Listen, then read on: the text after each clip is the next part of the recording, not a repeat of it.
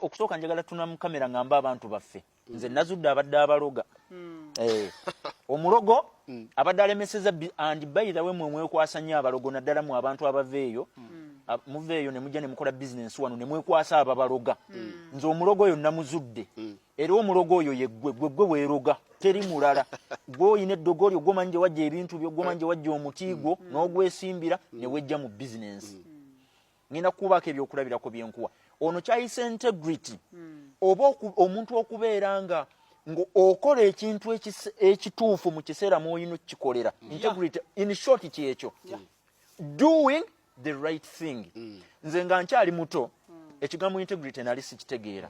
Olunaku lumu lwekyaweebwa amakulu ne gajja mu bulamu bwange ne ngategeera bulungi nagenda okugula ebintu ku dduuka. Omukyala yali atunda kaduuka ne muwe siringi za Uganda 10 nga nali ngula ebintu bya siringi 7. Nanziriza essente ezisoba mu siringi 10 ze namuwadde. Era bwe najje ewaka nali musanyufu nnyo nenyumizaako bannange awo ne mbalaga nti nenyumizaako bannange ne mbalaga nti omukyala ampadde ssente nnyingi nnyo. Era nze muli nalaga nti nsanyuse nnyo. Mu kiseera ekyo nali simanyi kigambo integrity kye kitegeeza.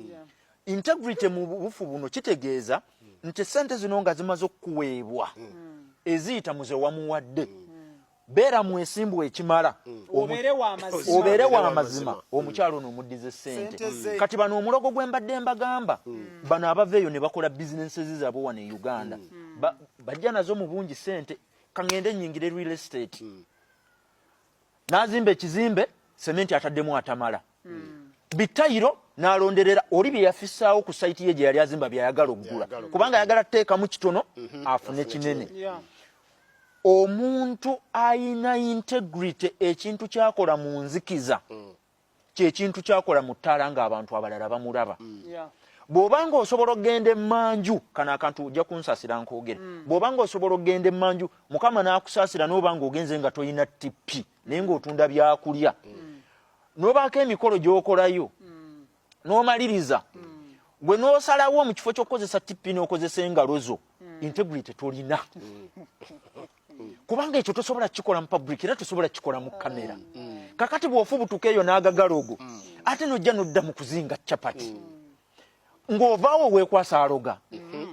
Eyo ensobi ebeera yiyo.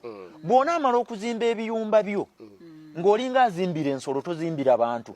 Sementi omukenye ozimbye mu nzigotta ozimbisiza abayinginiya abafu olonderedde kubanga oyagala kusevinga yinginiya oli yakubalira mbu obukozi bwe bwa miliyoni 10 ofunye owe2 eyo yonna oli mu kuzanyira ku integrity. Nze ye mulogo gw'enzudde ye gwe mulogowo gwe kisiraani kyo ate n'omukisa guli gw'oyogerako mbunze bana sirina mukisa mu byenkola. Integrity ye kulemesa.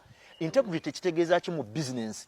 Ye muntu okubanga omuntu azze mu business yo n'ayingira mu workshop yo eya furniture gw'otunda n'abanga ajjayo ssente mu wallet ye n'abaako ezigwa wansi n'ataziraba gwe olw'okubanga munnange onoonya ssente olulaba nga azisudde wansi ng'ozirinnyako ng'okola oti olumala okusasula n'agenda omwanguya n'omwanguya asobola okuvaawo n'obeera mukambwe ennyo sibu tulina balala abakukolako olumala okufuluma n'okajjawo n'ogamba kinene ekisiru nozza mu nsawo.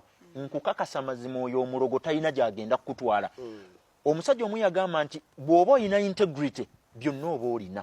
Bw'oba tolina integrity Katonda aba talina kyakuwadde.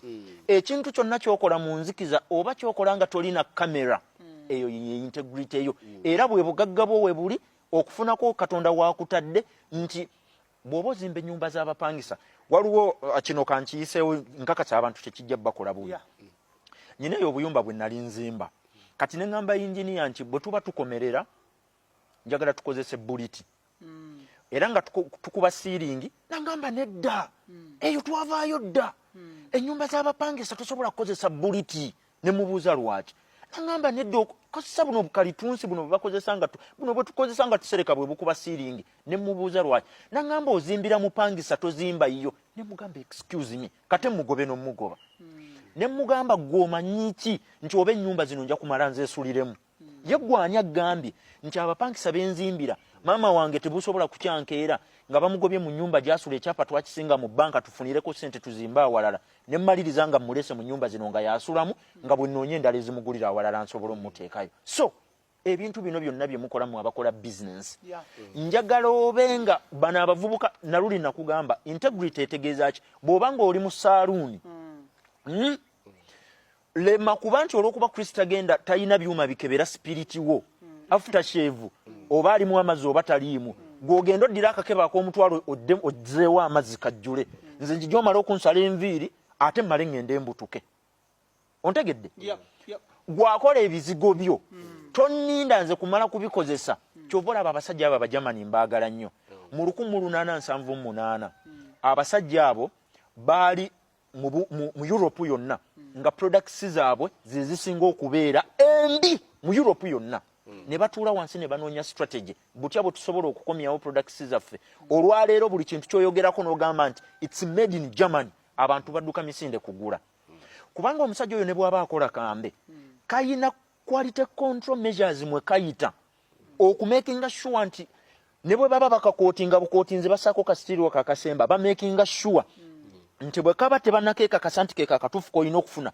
bakazaayo era ewaabwe TV boze bafulumya wano kozi tuziyita refurbished ne computers bye bafulumya nga refurbished bye bagize ne batuwa ne tulaba factory rejects fe wano tuzigula tuli basanyufu zisinga ennungi ezikoleddwa no mu Africa oba China lwaki omutinde waabwe kitegeeza integrity ekintu kyosobola okukolera mu nzikiza waliwo omukyala gwe nagenda okugulako ebintu omanyi nze neetegereza nnyo naddala nga ngenza okugula ebintu oba kirabo kya mmere oba ki nali ngenze mu restaurant okulya naye nga waabegera emmere nange wentudde okuliira nga nsobola okumuula abaana amaaso gange kyakola ku puleeti yange n'amagamaga bw'ati nalaba nga simulaba n'akwata ekikooyi kye esowani yaliko engeri y'amazzi n'akola ati kakati gwera nga weebuuza aloga